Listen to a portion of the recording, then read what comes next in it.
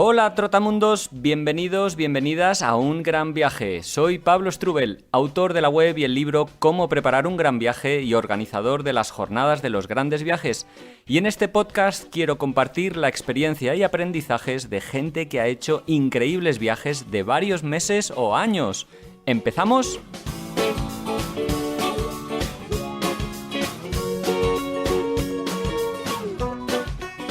Hola, viajeros, viajeras, ¿qué tal? ¿Cómo estáis? Espero que muy bien. Os envío un saludo desde Ibiza, donde me encuentro grabando en estos momentos. Iba a haber dicho donde me encuentro de vacaciones, pero bueno, ya veis que aquí las vacaciones ya son con un ordenador, con un micrófono, para poder seguir grabando cada semana estos podcasts que tanto me gusta y quiero creer que a ti que estás ahí al otro lado también. Así que muchísimas gracias por la escucha. Hoy vamos a conversar con Frank Molinos, un chaval andorrano que ha iniciado dos grandes viajes y un cambio de vida importante. Dos grandes viajes que por un motivo u otro fueron un poco frustrados o más bien impedidos. Inició una vuelta al mundo a pie, ni más ni menos, un viaje que había proyectado que iba a durar 4 años y que, como escucharemos en la entrevista, por una lesión importante, pues tuvo que ponerlo en pausa 2 meses después de empezar el viaje, una pena. Pero tuvo el coraje de planteárselo, entrenarse, prepararlo y llevarlo a cabo, que al final siempre hemos dicho desde Un Gran Viaje, tanto Itziar como yo, que lo más difícil es tomar la decisión y llevarlo a cabo, y más cuando es un proyecto, entre comillas, tan loco como irse a dar la vuelta al mundo a pie. Ese viaje que lo dejó, digamos, en barbecho y a día de hoy todavía sigue en su mente continuarlo, fue seguido de otro gran viaje en bicicleta que inició por Asia, por India, pero que lamentablemente fue abortado también o puesto en pausa nuevamente por la pandemia. Entonces parece que Frank tiene como un gafe con esto de los viajes largos, aunque como escucharéis en la entrevista no se arrepiente de nada y de hecho ha extraído grandes aprendizajes de todas estas situaciones y cambios de planes que ha tenido o que se ha visto forzado a llevar a cabo. Entonces, es una entrevista que me ha gustado mucho hacer, que creo que es muy humana, muy cercana y muy sincera, y que espero que también disfrutéis un montón, a pesar de que no hayan sido grandes viajes en el tiempo, pues por estos motivos, por H o por B, por diferentes situaciones que han ido surgiendo al viaje, que forman parte del viaje, ¿no? Al final nada es previsible y nada está bajo nuestro entero control, y esa es la conclusión que sacamos un poco, o que ha sacado Frank de sus viajes. Antes de empezar, como siempre, me gustaría agradecer el apoyo que nos da Web Empresa, que ya sabéis que es una de las compañías más famosas del sector del alojamiento y dominios de páginas web, también de blogs de viaje y tiendas online. Y a mí me da mucha tranquilidad contar con ellos, pues son unos veteranos que llevan desde 2008 ofreciendo sus servicios. Siempre fueron un paso por delante y desde el principio apostaron por el teletrabajo para poder conciliar mejor la vida laboral y la personal. Y las 65 personas que trabajan en la empresa pues lo hacen desde 6 países diferentes. Es decir, tienen ese mismo espíritu nómada que tantos viajeros tenemos, y que en el caso de hoy Frank y yo pues demostramos grabando desde Ibiza y otro desde su furgoneta en Tenerife. Si vas a contratar alguno de sus productos o si quieres conocer más, te invito a entrar en webempresa.com, y si contratas, hazlo con el código Un Gran Viaje, porque te darán un descuento del 25% en la tarifa. En fin, muchas gracias por tu escucha, por estar ahí una semana más, y espero que disfrutes mucho con esta nueva entrevista. Hola Frank, ¿qué tal? ¿Cómo estás? Hola Pablo, pues muy bien, aquí estamos en nuestra pequeña casita rodante que tengo aquí a mi compañero también. Sí, además hoy estamos grabando de isla a isla porque yo estoy en Ibiza en estos momentos, me he trasladado aquí unos días de vacaciones, pero bueno, como todos los nómadas ya lo hacemos con el ordenador y con el micrófono, y tú estás en otra isla, en Tenerife, si no me equivoco.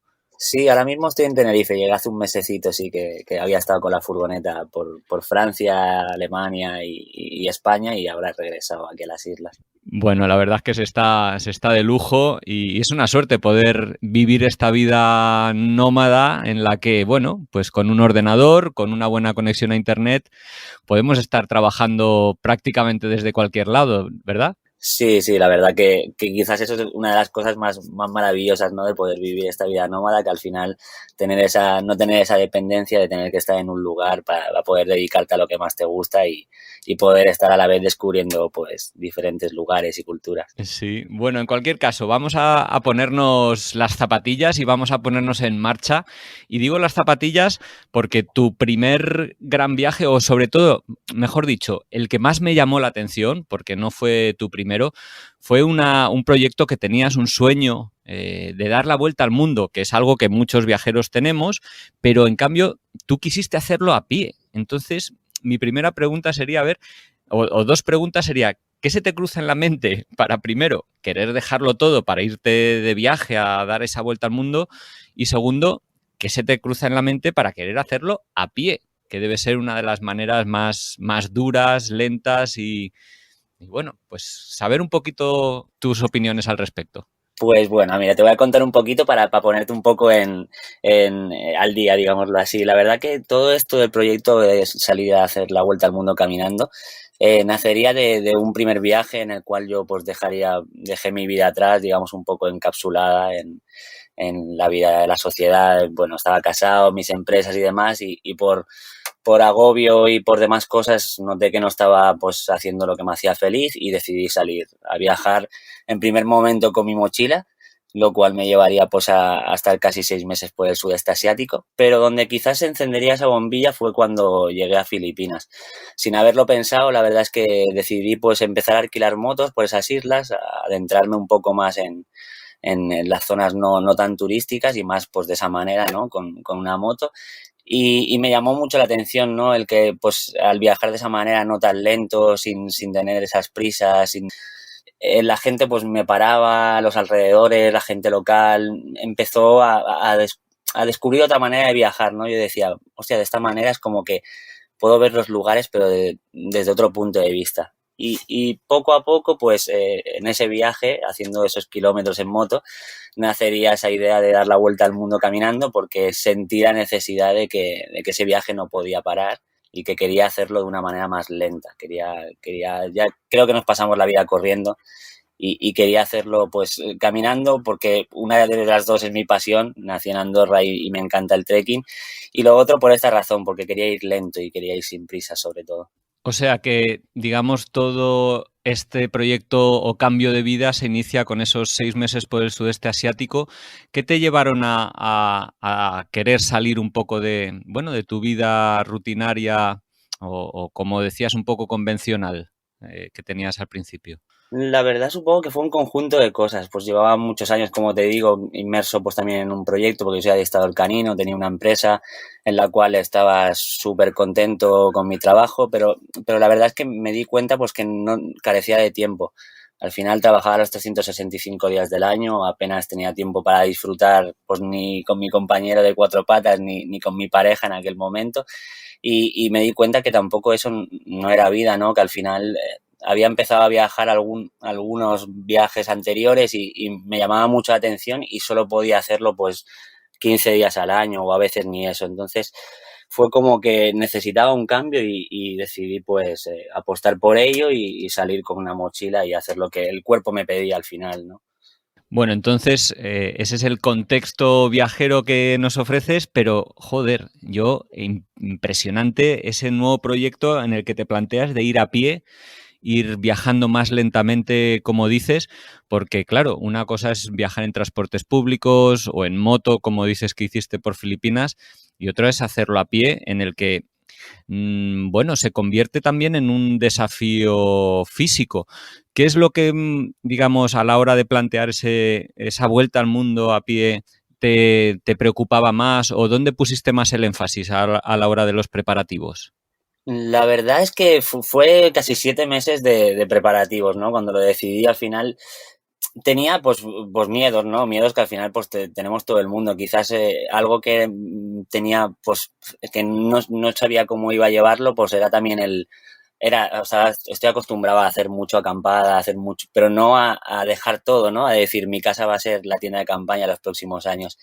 Quizás eso era un poco la incertidumbre a veces, ¿no? De dónde iba a dormir cada noche, de dónde iba pues a encontrar a veces la comida, ¿no? Porque siempre yo diseñaba una ruta pues un poco cada 30 kilómetros, porque no sabía lo que mi cuerpo tampoco cada día podía dar de sí, pero claro, a veces pues sabía que no iba a llegar a puntos y sobre todo en diferentes lugares del mundo. Y entonces eso era un poco algo que me comió un poco la cabeza, pero ya te digo, al final creo que eran miedos porque cuando me lancé todas esas cosas iban bastante rodadas, ¿no? Creo que al final supongo que yo digo que el camino me lo iba poniendo, supongo también porque iba positivo, iba haciendo lo que quería y creo que otros miedos así, otras incertidumbres no tenía. La incertidumbre era salir ya y salir a comprobarlo de primera mano. Tengo una duda porque yo he hecho caminatas bueno, pues de varios días, de una semana como mucho, 10 días, y sí que he ido con mi mochila, pero he visto que otros viajeros como Siberiano Explorer, Jan Janowski o Nacho Dean, ellos iban, bueno, pues con otro equipamiento y otra forma de viajar a pie de la que tendríamos, digamos, los mochileros que tal vez solo hemos hecho montaña.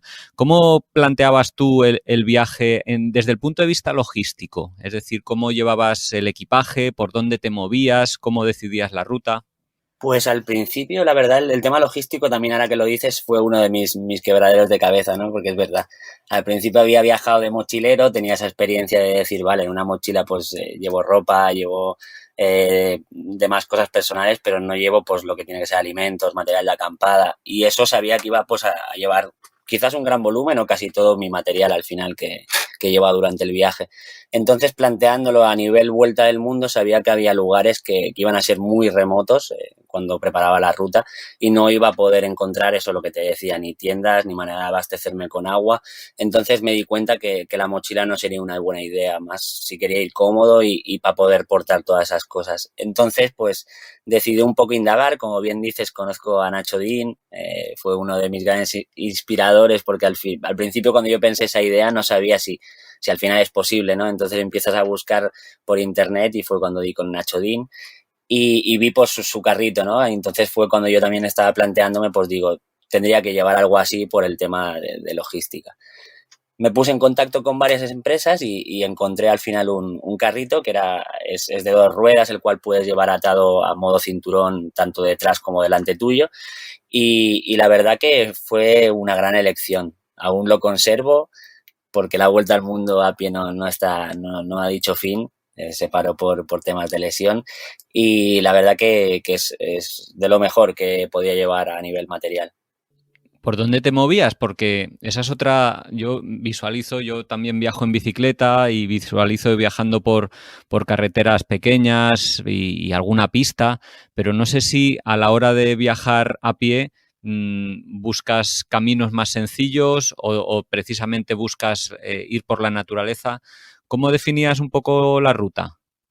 La verdad es que tracé una ruta previsoria, digámoslo así, en la cual pues eso marcaba un poco pues para el tema logística, para eso, ¿no? Poder cuadrar de poder llegar a sitios.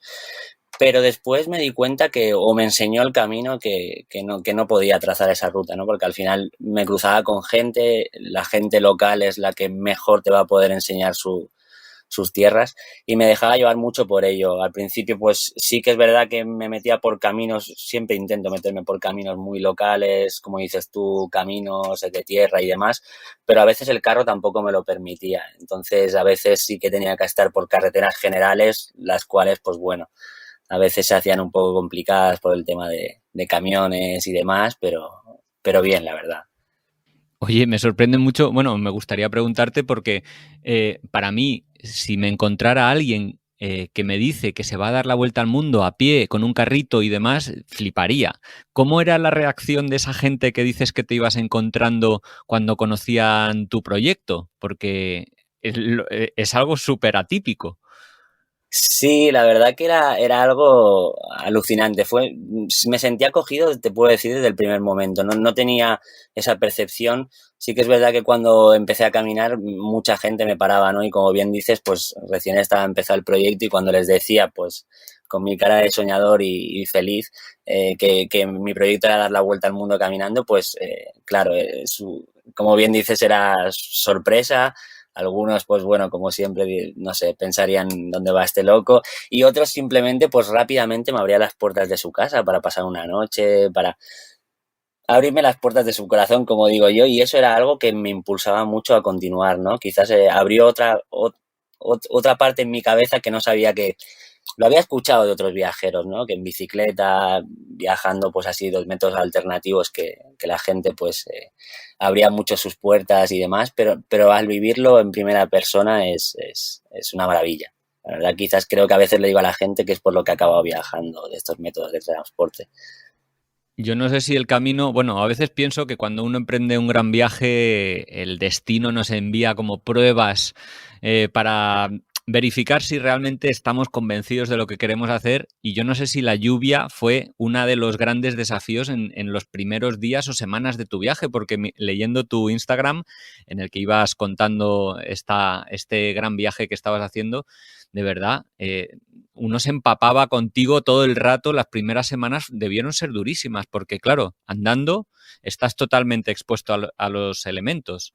Sí, sí, la verdad que fue una de las cosas que pudo llegar, como dices, no tuve esas pruebas, ¿no? Pude llegar un poco a mimar mi paciencia porque sí que es verdad que los primeros 40 días, ni más ni menos, casi estuve siempre viajando bajo lluvia. Lo que eso implicaba, pues que era montar la tienda de campaña, que a veces se complicaba mucho, recogerla, secar el material. Mis pies eran, como digo a veces en broma, los pies de otro, porque es que tenía todo lleno de ampollas. Me acuerdo que me levantaba por las mañanas y cogía un bote de vaselina y es que me llenaba el pie por completo. Sí que fue una cosa bastante al principio, un poco dura, pero creo que como bien dices, como sabía que estaba en el lugar donde quería, no lo llevaba mal. Aprendí a disfrutar, ¿no? De esas tormentas que también llegué a vivir al principio, que a veces le digo a la gente, creo que no llegaba a saber lo que era una tormenta o de verdad desde ese momento, ¿no? Porque al vivirlo entre cuatro paredes, entre un resguardo, es muy diferente a vivirlo pues dentro de una tela, ¿no? Que a veces pensaba que alguna noche iba a llevarse el viento. Entonces son sensaciones de las que aprendes a disfrutar y más cuando, si bien dices, estás en el lugar que quieres estar.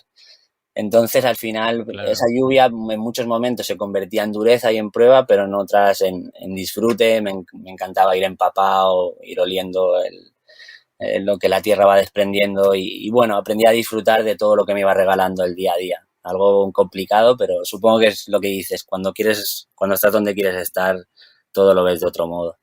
Sí, ahora que hablabas de la belleza de dormir en la naturaleza a pesar de la lluvia y demás, ¿en algún momento, en alguna noche, tuviste algún susto importante por ruidos que había en torno a tu tienda de animales salvajes?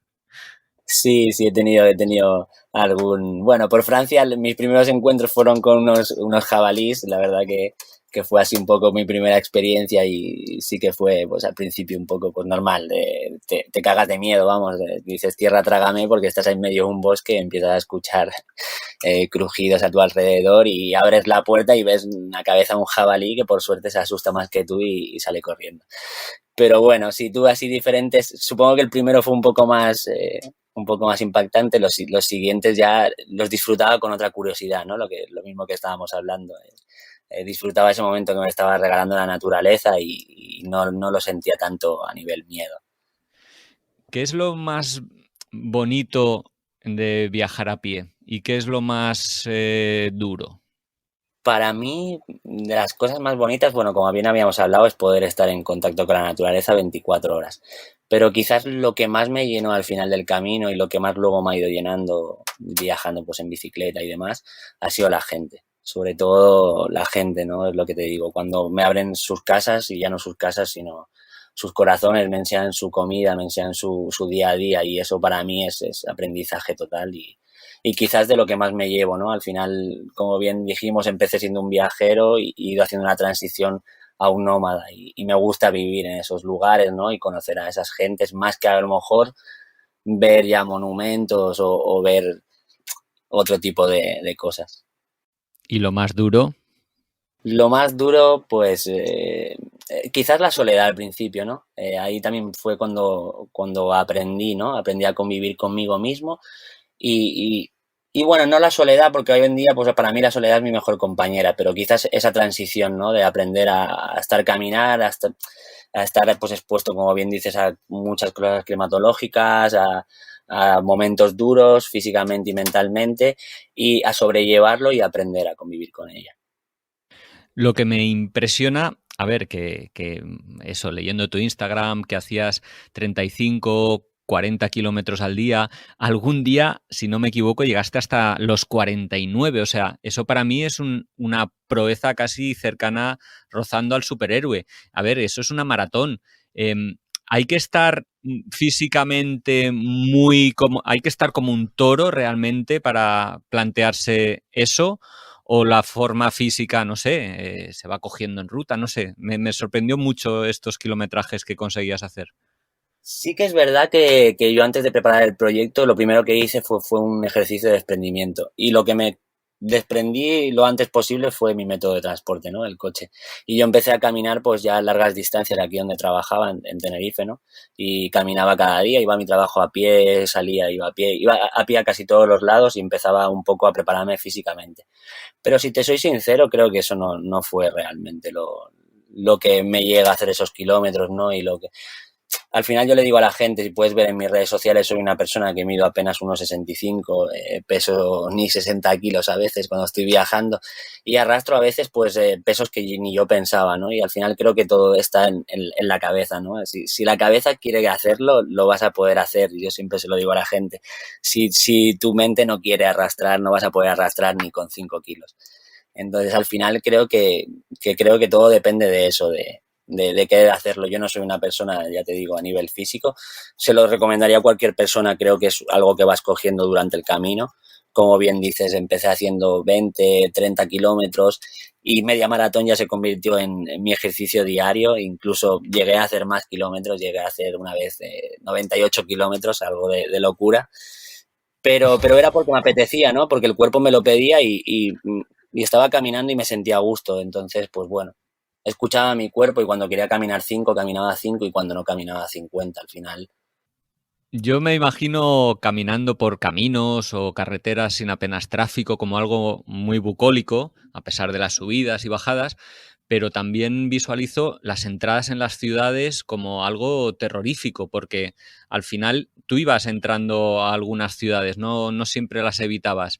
¿Qué recuerdas de aquellos momentos? Porque de repente ahí estás con autopistas, autovías, ¿no? Si no me equivoco, lo hiciste todo a pie. Sí, sí, sí. Fue todo a pie y la verdad que sí, las ciudades era una locura. A veces entrar a las ciudades se convertía en cruzarlas a lo mejor a nivel mapa, podían ser pues bueno, ciudades grandes 15 kilómetros, 7 kilómetros, a lo mejor cruzarlas por interior, pero es que esos 7 kilómetros se me convertían además, porque yo iba parando, iba conversando, la gente me paraba, subir escalones, el tráfico, era una locura, se convertía a lo mejor en 4 o 5 horas. Me ha pasado alguna vez esa mala experiencia, ¿no? Bueno, no mala experiencia, sino de no calcularlo bien, llegar a una ciudad y querer cruzarla, bueno, porque dices, bueno, son 7 kilómetros, no pasa nada, vamos a darle caña que esto en una hora está hecho, pero sin querer meterme en la ciudad y luego darme cuenta de que era muchísimo más tiempo, se me daba la noche saliendo de ella, luego buscar un sitio pues se complicaba y bueno, es lo que tienen las grandes ciudades. Algo que también me han enseñado y por eso creo que las cruzaba me gustaba dar un choque hacia la gente, ¿no? Yo entraba a las ciudades y me volvía invisible, le digo a veces a la gente, pero me gustaba cuando la gente me observaba, a lo mejor pues gente me miraba de maneras pues normal, ¿no? Como hablábamos antes, un poco extrañada, me veían en una ciudad con con todo ese ambiente y yo cruzando con un carrito pues apenas como podía, ¿no? Aseado y demás.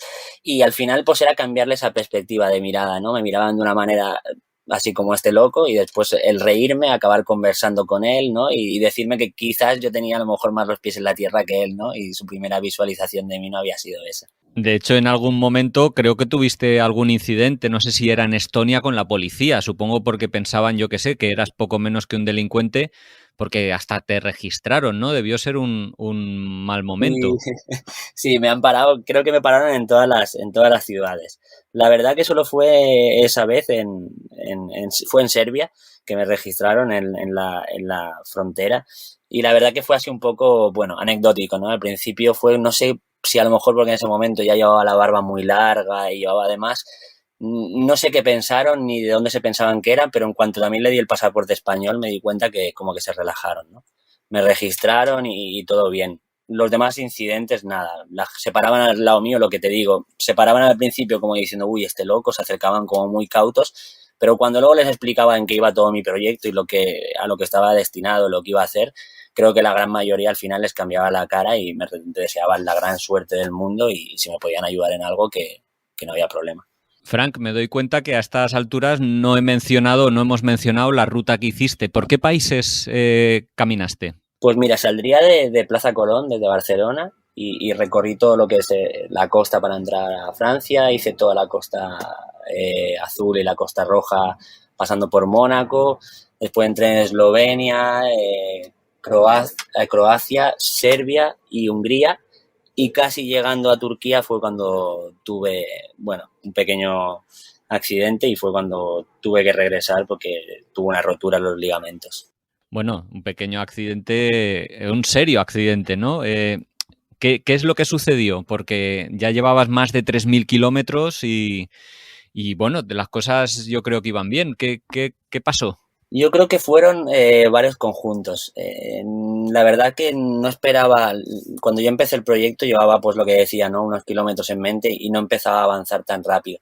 Quizás tenía prisa, no prisa, pero quería cruzar Europa, ¿no? Porque para mí Europa era como, bueno, no es como un calentamiento, pero era como más el inicio del viaje y sabía que el viaje de verdad empezaba cuando me vería inmerso pues en otras culturas, ¿no? Quizás cuando ya pisara Asia.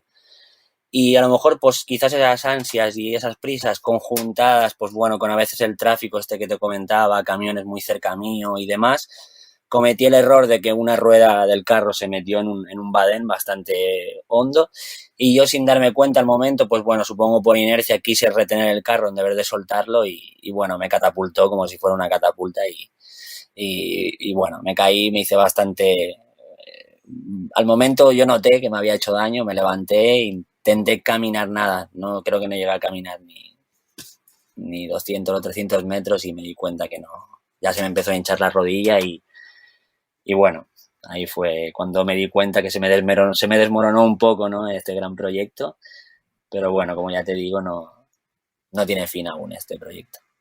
Ya, pero bueno, de todas maneras debió ser duro, ¿no? O sea, eso, salías con ese gran proyecto de dar la vuelta al mundo y por una lesión, algo importante, evidentemente, sobre todo si vas caminando, ¿no?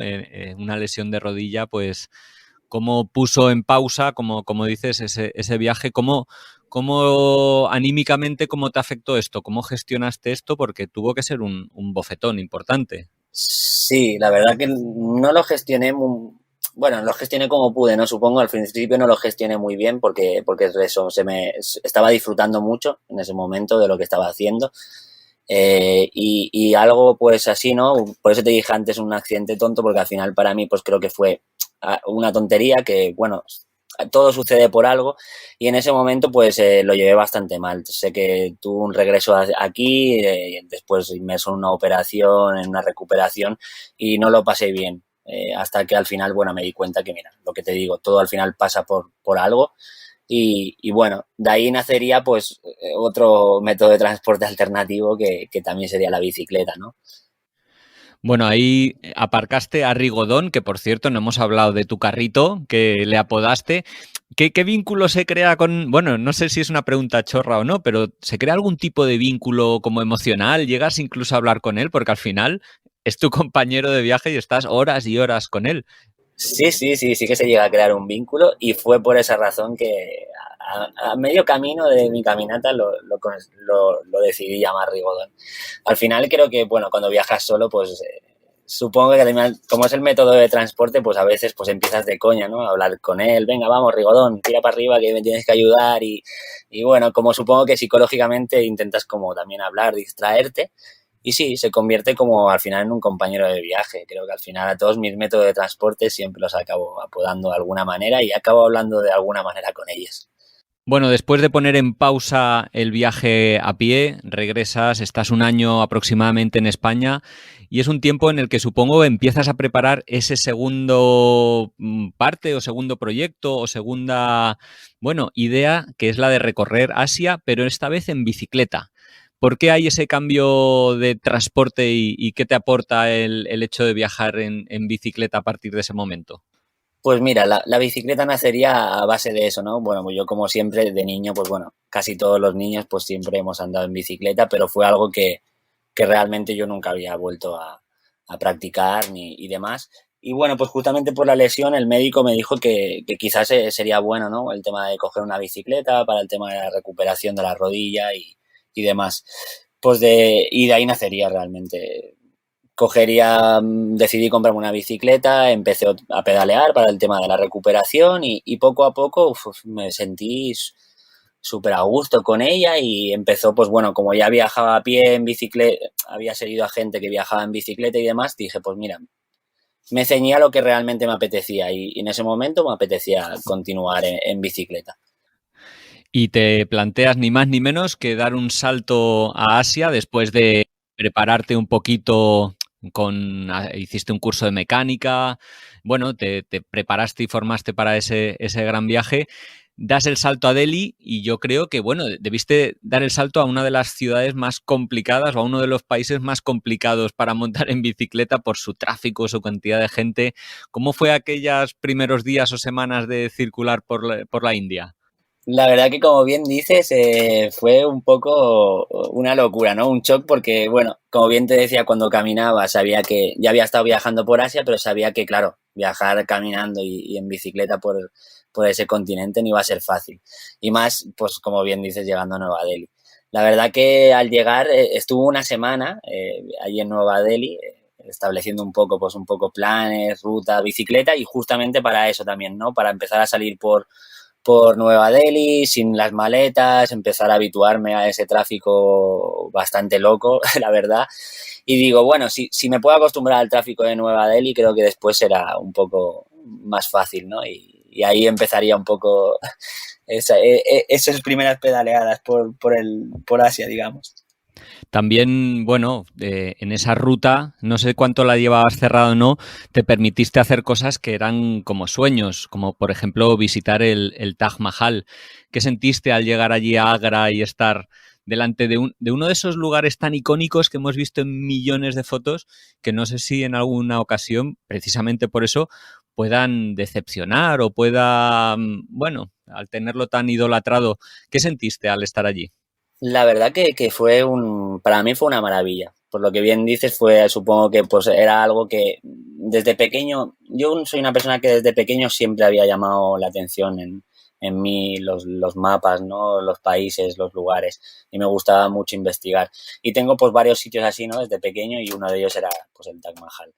La verdad supongo que incrementó mucho más, porque no me decepcionó, es un lugar maravilloso, pero también incrementó mucho más lo que bien dices, ¿no? El poder llegar a los lugares por mi propio pie, por mi propio esfuerzo. Y creo que eso al final siempre hace que yo por lo menos la percepción que me llevo cuando viajo a pie y caminando es que se vuelven más espectaculares para mí los lugares. Supongo que viene ceñido a eso, ¿no? A ese esfuerzo que hay detrás y para mí fue una maravilla, la verdad. Igual que ha sido pues llegar a sitios que nunca habría pensado que llegaría de esta manera. Cuando caminaste por Europa, comentabas que una de las cosas que más te gustó fue el contacto con la gente y demás. Yo no sé si esta percepción cambió un poquito en India, porque, bueno, es que allí, no sé cuál es tu sensación, pero yo cuando he viajado por ahí, casi puede resultar agobiante la atención que suscitamos los viajeros y la cantidad bueno, lo que nos observan los indios y lo que se acercan a nosotros. ¿Cómo fue tu experiencia con los indios? Pues sí, la verdad que ahora que lo comentas es verdad, los indios son unas personas muy curiosas, a mí ya me lo habían comentado, pero quizás no llegué a notarlo, como bien dices, hasta que pues me metí en esa zona un poco más en Uttar Pradesh, que es una zona bastante pobre, digámoslo así, y donde gente muy familiar que se dedica al cultivo de campos y demás. Y la verdad que llegaba a lugares a veces súper remotos en la carretera, en el que apenas habían 4 casitas, y era pararme y de golpe aparecían, como bien dices, como 30 o 40 personas, me rodeaban. Al principio me resultó muy incómodo. Después sí que me di Sí. cuenta de que realmente era curiosidad, empezaba a reírme con ellos, pero sí que es verdad que cuando cambié, por ejemplo, que salté al Nepal, es una pasada, ¿sabes? Porque dejó de ser ese agobio, al revés, es como que yo tenía que acercarme más a ellos. Y sí que es verdad que es un poco difícil. Sí, Nepal es verdad que es otro país mucho más relajado, con el Himalaya además, es una pasada. Y ahí, bueno, no sé en qué momento o cómo surge un nuevo cambio en tu viaje. Eh, Me llama mucho la atención de tu perfil viajero, la cantidad de cambios que has tenido y en este viaje que estabas en Nepal apenas tras cumplir un mes más o menos, de repente recibes una oferta laboral que te hace replantearte el viaje. ¿Qué sucedió? No fue bien así. Realmente yo me encontraba parado en Katmandú por temas de visado para volver a entrar a lo que era la zona de India más occidental. Y como era mi segunda entrada, necesitaba hacer un segundo visado. En ese momento justamente era cuando se estaba ya empezando a hablar del COVID y ya empezaban a haber un poco de alertas sobre el tema. Sobre todo yo me enteraba a nivel más familia, que me lo empezaban a comentar. Entre eso y el tema del visado que se me estaba complicando, ya te digo, tuve que pasar casi 15 días allí, viendo que ella se empezaba a escuchar que podía haber cierre de fronteras y demás, decidí saltar a Londres porque sí me ofrecieron una oferta de trabajo y dije, bueno, pues como veo que aquí no voy a poder continuar con el viaje, dado cómo se estaban poniendo las circunstancias, pues decidí viajar hacia allí, hacia Londres. Ya, bueno, fue una retirada a tiempo. En ese sentido, tuviste bastante ojo porque es verdad que luego se complicó todo mucho. Para muchos viajeros, además, en India ha sido complicado, ¿no? Lo pasaron mal siendo extranjeros allí, por lo que he tenido contacto. Pero bueno, ¿qué tal fue esa experiencia de luego estar en Inglaterra, estar un tiempo allí y luego no sé si a raíz de eso ha habido otro nuevo cambio, porque ahora, como hemos dicho al principio, ahora vives y viajas en una furgoneta desde principios de 2021. No sé cómo se gestó ese nuevo cambio en tu filosofía de vida o viajera. Pues la verdad que viene un poco todo de la mano. Como bien dices, pues bueno, llegué a Londres, un poco ya te digo, pues escapando de lo mismo. Trabajé allí durante un mes, se puso más complicado el tema COVID, también estaba viendo que iban a tampoco a lo mejor a cerrar y demás. Y como tenía la bicicleta, pues decidí coger bicicleta y tirar dirección a España, ¿no? Bajé desde Londres hasta España, decidí hacer Portugal, que salí casi de Portugal con lo justo, porque ya no se estaba poniendo mal y de ahí cogería un barco y me volvería directamente a Fuerteventura. Recorrería Fuerteventura, Lanzarote también en bicicleta y ya un poco, pues si te digo la verdad, un poco agotado porque ha sido un año así un poco loco, escapando y viajando un poco con el COVID, decidí irme a Tenerife, que pues es un poco mi base estos últimos años y tenía familia. Y por casualidades de la vida, ya te digo, reinventándome por todo este tema COVID, quería bueno, llevaba casi ya desde el 2016 sin un hogar, ¿no? Sin ese hogar que todos tenemos. Y decidí, pues, mira, que era una manera de que quizás creo que se podía parecer a mi vida que llevaba últimamente, ¿no? El no tener esa monotonía, el no vivir entre 4 paredes, poder desplazarme. Y apareció esta furgoneta y decidí comprarla y camperizarla yo. Tú mismo, bueno, eso, ¿qué tal se te dio? Porque eso además de tener que diseñarla, tienes que ser un poco manita, si no me equivoco. La verdad que anteriormente, bueno, cuando tuve mi anterior vida, de la que hablábamos al principio, tuve una furgoneta y había ya tenido mis pequeños contactos así un poco con el tema de hacer muebles. Sí que es verdad que no soy, ya te digo, no soy carpintero, soy una persona bastante manitas, pero la verdad que fue surgiendo todo. Yo no tenía percepción de cómo iba a quedar, la verdad, ni cómo iba a ir acabando, porque decidí también hacerlo mucho con todo materiales reciclados. Y entonces fue un poco, hice un diseño base y empecé a hacerla poco a poco. Al principio me fui a vivir con el mueble cocina y fregadero y la base de la cama. Y poco a poco fui adaptándola a mis necesidades y la verdad que a día de hoy estoy súper contento. Bueno, llevas casi, si no me equivoco, un año viviendo en ella, ahora con tu perro bueno, te esperaba pacientemente en cada uno de los viajes que ibas haciendo y me gustaría preguntarte por esta manera o forma de vida que es vivir en, no sé, 4 o 5 metros cuadrados, si no te resulta asfixiante. Cada vez oigo más testimonios de gente que vive en furgoneta, pero me gustaría saber un poquito tu opinión de, bueno, cómo es eso de vivir en una casa con ruedas y también poder desplazarte, elegir cada día un nuevo paisaje, un nuevo jardín para tu casa. Claro, a ver, supongo que como bien dices, ¿no? La percepción de cada uno será muy diferente. Es cierto que, claro, después de yo, pues, llamar a hogar durante muchos años a una tienda de campaña, para mí hoy en día, pues, mi furgoneta es como un chalet, así te lo digo. Da igual que tenga 3 metros cuadrados, porque al final no tengo que estar montando mi tienda a diario, tengo, pues, mi cama fija, mi zona de estar, mi zona de trabajo, mi cocina y todo eso pues en un espacio que sí, que a veces es reducido, ¿no? Quizás son 4 metros cuadrados, pero que al final siempre estás abierto a la naturaleza y como bien digo, creo que nunca me he sentido menos asfixiado en una casa. Al final me aporta pues estar cada día, como bien dices, en un nuevo jardín, en estar siempre con las puertas abiertas. Parece que esos 3 metros cuadrados se convierten en muchos más, quizás por la luz, por el poder tener ese cambio constante que a mí también me gusta tanto. Entonces, para mí es genial. La verdad que creo que no va a ser, va a ser mi método de transporte y mi manera de vida para muchos años, pero sí que tengo que combinarlo quizás voy a empezar a combinarlo con otro tipo de aventuras, ya sea en bicicleta o caminando, porque también lo necesito. Quizás se me hace un poco monótono la furgoneta, pero por otras cosas, la verdad que estoy maravillado con este mundo de la van life. Qué guay, me alegro. La verdad es que no te he preguntado a lo largo de la entrevista, ¿has ido, has venido? ¿Qué tipo de trabajos has tenido? Porque has estado yendo y viniendo en diferentes momentos. Sí que al principio nos comentaste que tenías una empresa o trabajabas en una empresa de amaestramiento de perros, si no me ha parecido entender mal, pero a lo largo de estos años que te has ido volviendo nómada, ¿qué tipo de trabajos has ido desarrollando? He ido haciendo un poco de todo. Quizás al principio pues empecé más viajando con ahorros, ¿no? Trabajos temporales, los cuales ahorraba dinero y me iba pues largas temporadas de 6 meses, 4 meses, 5 meses. Pero después también me di cuenta que necesitaba añadir algo más, ¿no? Que me diera un poco esa, o tranquilidad, llamarla así, un poco económica, de poder tener unos mínimos ingresos que para mí a día de hoy son muy pocos para vivir a diario, porque ya que llevo una vida muy simple. Entonces decidí un poco formarme para diseñar páginas web.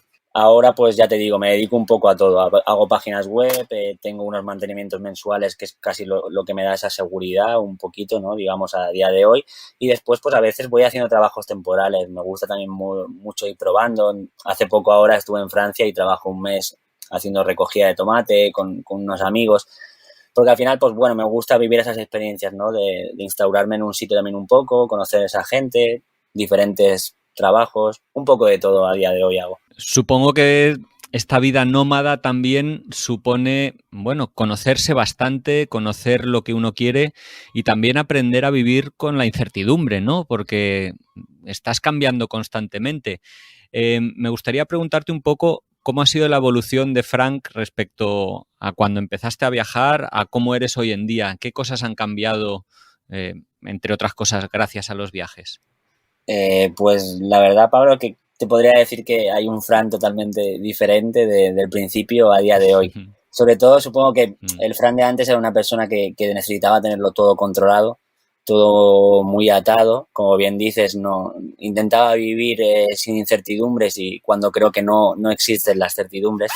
Al final no sabemos cuánto te va a durar un trabajo, cuánto te va a durar una pareja o cuánto te va a durar pues la vida que quieres llevar, ¿no? Entonces al final ha ayudado pues a otro Frank, ¿no? A conocerse mucho más a él mismo, a darse cuenta de que al final venimos un poco más de los animales, que no nos tenemos que olvidar y los animales no viven bajo control.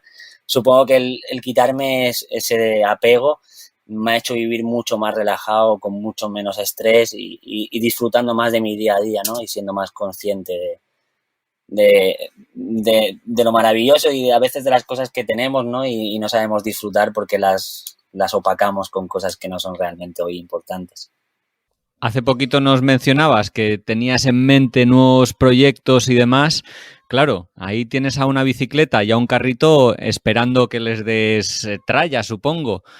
¿Cómo será o cómo visualizas los futuros viajes viajando y trabajando a la vez o trabajando duro y cerrando, digamos, capítulos, ahorrando y disfrutando solo del viaje? Quizás he encontrado que en esta manera de vivir está genial, ¿no? El poder también trabajar a nivel diario, ¿no? Estés donde estés pero si me planteara volver a hacer una ruta, bueno, que lo tengo planteado, no sé a nivel cuándo, porque es que ahora mismo mi mayor preocupación es mi perro, porque la verdad que ya es más mayor y no puedo exponerlo a eso, entonces creo que lo voy a dejar para dentro de unos años. Pero quizás para esos viajes plantearía más el no tener que... Me gustaría más llevar el dinero ahorrado y no tener que trabajar para no tener que llevar tanta presión. Al final la logística cuando viajas caminando o en bicicleta no es la misma, además del estado físico. Cada día quizás se me hacía complicado, ¿no? Como bien dices, hacer 40 o 100 kilómetros en bicicleta y después montar mi tienda de campaña, ponerme a trabajar con un ordenador. Quizás se me hacía más duro. Entonces me lo plantearía quizás si fuera una ruta así larga, el poder ir tranquilo durante ese tiempo y disfrutar realmente de esa experiencia que creo que es única y nunca más la viviré o quizás sí, no lo sé. Sí, yo la verdad, ahí concuerdo bastante contigo. Las veces que me he ido de viaje con el ordenador, pues porque tenemos esa suerte, ¿no? De poder estar trabajando pues igual desde Ibiza o desde Tailandia, ¿no? Pero no acabas de disfrutar el viaje porque estás pendiente también del trabajo, ¿no? Es como que no te... Bueno, ni una ni otra cosa, ¿no? Estás ahí a dos aguas y yo también me gustaría en un futuro hacer un gran viaje, pero simplemente disfrutando del viaje sin tener que pensar en el trabajo.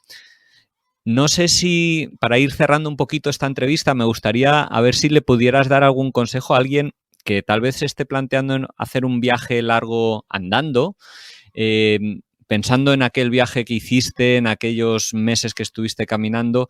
¿Qué consejos le podrías decir a alguien que se estuviera planteando viajar de esa manera?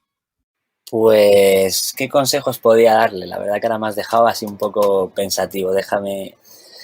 A ver, al final, si es realmente, o sea, si en su cabeza se está planteando el hacer una larga caminata, ¿no? Una larga aventura de esta manera, ¿no? Caminando, lo que le podría decir es que se dejara llevar un poco, que se dejara llevar y sobre todo que dejara fluir el camino. Porque creo que fue, como bien hablábamos antes, algo de lo que a mí al principio a lo mejor no estaba haciendo que fuera tan bien, digámoslo así, el viaje, ¿no? Porque quizás me había ceñido tanto a un plan que a veces sí o sí tenía que hacerlo de esa manera y a veces no, hay más caminos, ¿no? Y quizás, pues, sobre todo eso, que se deje llevar por la intuición y por la gente que se va encontrando, que deje fluir el camino y de esa manera lo va a disfrutar, sin duda alguna. Yo creo que eso para cualquier viaje, ¿no? Es un muy buen consejo para cualquier viaje hecho en bici, en coche, a pie, en fin, de cualquier manera. Y la verdad es que me gusta mucho esa reflexión, sí. Sí, quizás ha sido un poco genérico, sí que es verdad. Serviría para todo tipo de viajes. Pero bueno, creo que al final es eso, es lo que decíamos. Es que no creo que a veces la gente me dice, guau, es que eso es un superhombre por hacer estas cosas. No, no, al final es lo que hablábamos. Todo trata de que si es un sueño que tú quieres hacerlo, ya te digo, ya sea caminando, ya sea en bicicleta, o como si quieres hacerlo de la manera más atípica y es lo que te apetece, pues hazlo, ¿no? Al final déjate de influenciar por lo que pensará la gente, porque eso también es algo que a mí al principio me frenaba un poco, ¿no? Y que te lances a por ello. Al final estamos aquí una vez, ¿no? En esta vida y creo que tenemos tiempo para vivir más de una, ¿no? En esta misma, entonces sal a vivirlo y seguro que la experiencia será genial. Bueno, yo estas frases, estás lanzando ahí unos mensajes súper potentes, perfectos, ideales para el cierre de la entrevista.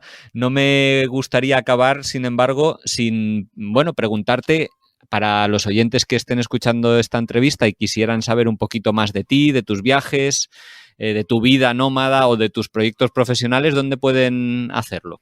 Pues mira, me pueden seguir a través de... Tengo 2 redes sociales, una que cuando emprendí, pues digamos más mis viajes a pie y caminando, que es Fit on the Ground, / Fran Molinos, me pueden encontrar tanto en Facebook como en Instagram. Y ahora pues la que dedico más un poco especializada en viajar con furgoneta y sobre todo con un compañero de 4 patas, ¿no? Con mi perro, que es 4 patas y 4 ruedas. Además, ahí podéis encontrar los enlaces directamente hacia mi página web, hacia mi canal de podcast, en el que hablo pues un poco de estas experiencias, ¿no? De estos viajes en voz nómada on, como digo yo. Y ahí pueden encontrar sobre todo más información de mí y de mi compañero actual.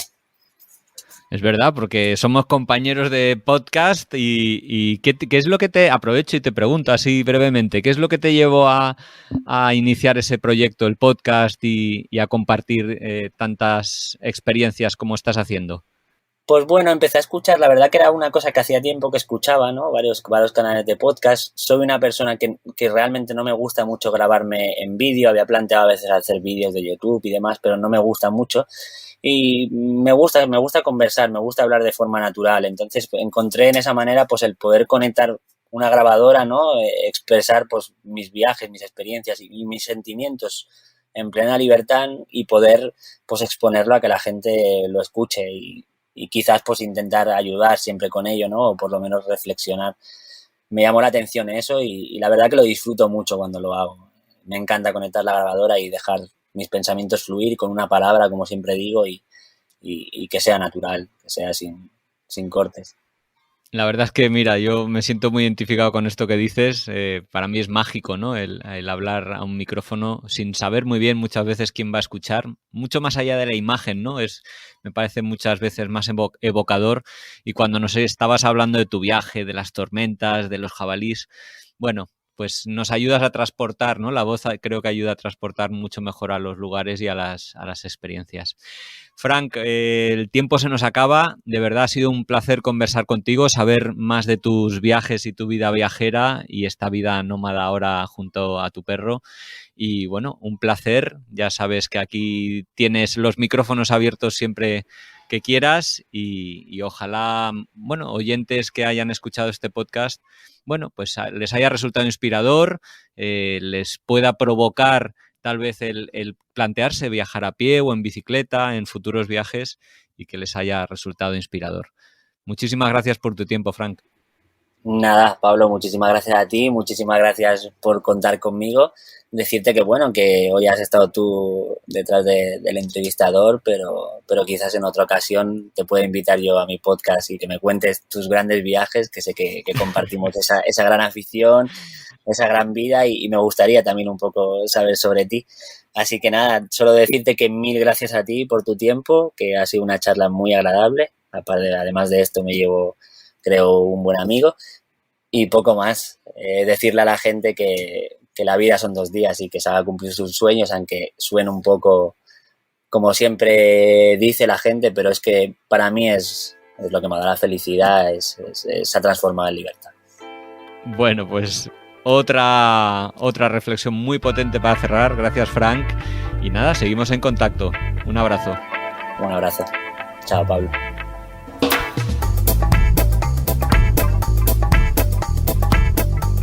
Y esto ha sido todo por hoy. Os quiero dar las gracias por haber escuchado hasta aquí. Si os ha gustado mucho, compartidlo, dadle al like o, bueno, poner cualquier comentario que os parezca relevante, porque eso nos da mucha energía y ganas de seguir adelante con este proyecto. Un saludo a todos los oyentes de Radio Viajera, iVoox, iTunes, Spotify o allí donde nos estéis escuchando y hasta la semana que viene.